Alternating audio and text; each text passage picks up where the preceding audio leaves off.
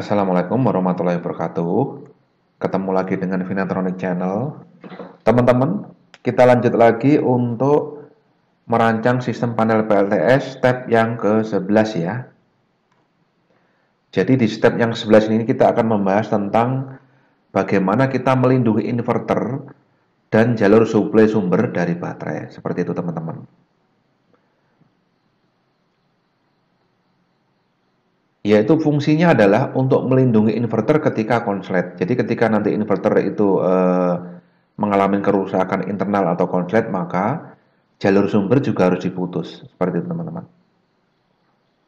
Kemudian melindungi inverter ketika beban berlebihan. Sama ya, ketika nanti beban berlebihan di dalam inverter, maka dia harus diputuskan jalur sumbernya, jalur arus dari sumbernya. Seperti itu teman-teman.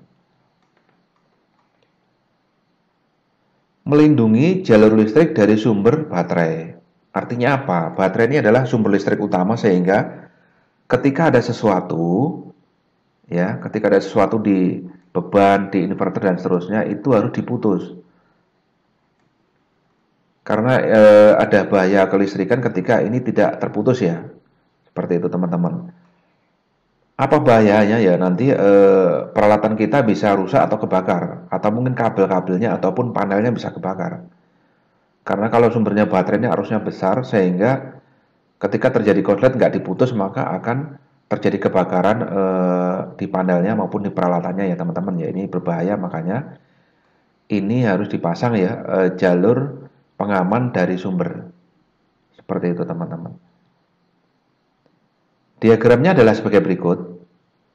Jadi ini dari baterai atau sumber listriknya, kemudian MCB, inilah yang kita maksud sebenarnya. Jadi jalur sumber atau jalur pemutus sumber ke beban. Nah ini bebannya ya teman-teman. Nah ini dari inverter juga ada pengaman kemarin ya di sesi sebelumnya ya. Jadi pengaman untuk jalur AC di outputnya ini ya teman-teman ya. Seperti itu teman-teman. Jadi kita menerapkan sistem double proteksi ya. Jadi keamanannya double. Jadi ada outputnya diproteksi, kemudian di inputnya juga diproteksi. Seperti itu. Kalau memang nanti ini sebagai opsional pilihan karena mungkin kondisi mungkin apa namanya kita biayanya mungkin mepet ya. Jadi mungkin yang saya sarankan adalah kita wajib masang di sini. Wajib ini. Jadi kalau yang di sini di step 10 kemarin itu opsional. Kalau memang ada biayanya mungkin bisa dipasang di sini, kalau nggak ada ya ini wajib.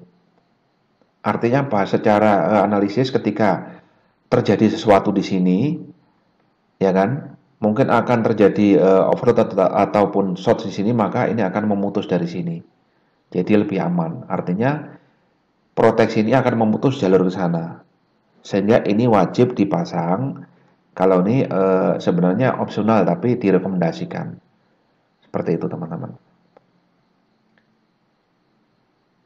Kemudian bagaimana sih menghitung kebutuhan MCB ke beban? Nah ini kita lihat ya. Kalau untuk perhitungan keamanan itu ada istilahnya maksimum ya, marginnya 20% aja. Jadi jangan terlalu besar-besar.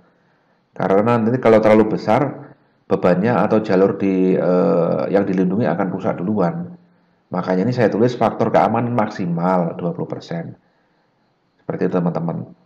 Jadi semakin mengecil, semakin sensitif, semakin bagus. Hanya memang nanti perlu apa namanya kita coba ya, kalau misalnya minimal kurang bagus ya dipakai 20%-nya atau dibuat margin 20%-nya.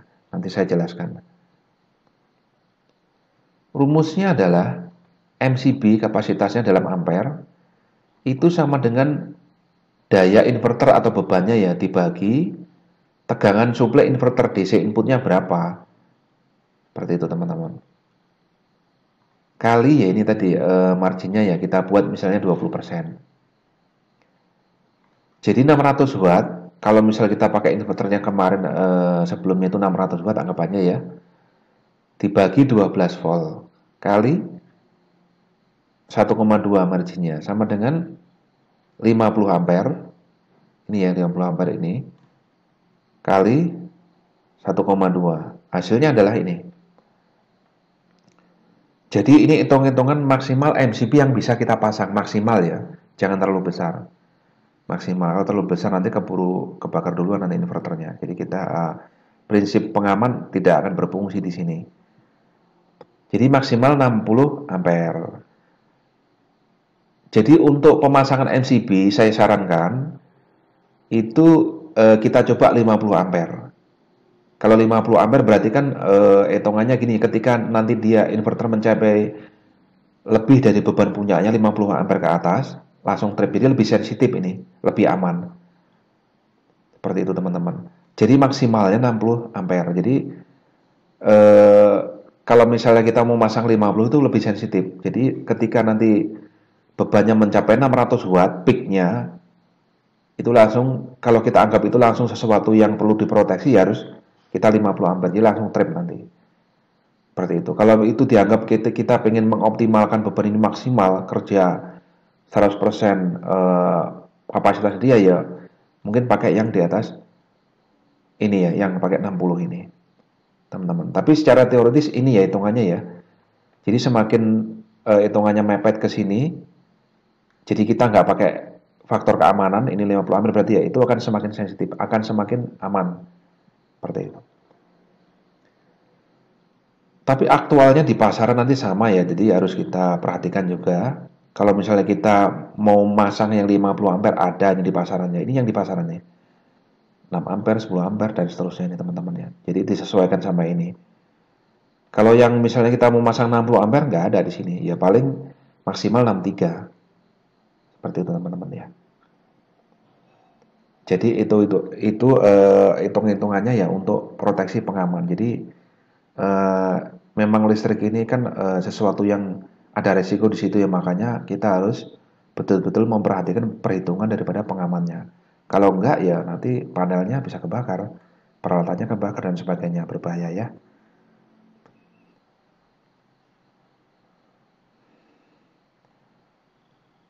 Oke teman-teman ya, untuk step 11 saya pikir udah selesai ya. Jadi nanti berlanjut ke video step by step merancang sistem panel PLTS, step yang ke-11. Jadi kalau misalnya ada saran, masukan, ataupun diskusi ya silahkan ketik di kolom komentar, sehingga apa yang kita sampaikan ini lebih lengkap, lebih komplit ya. Mudah-mudahan bermanfaat dan bisa membantu kita semua. Wassalamualaikum warahmatullahi wabarakatuh.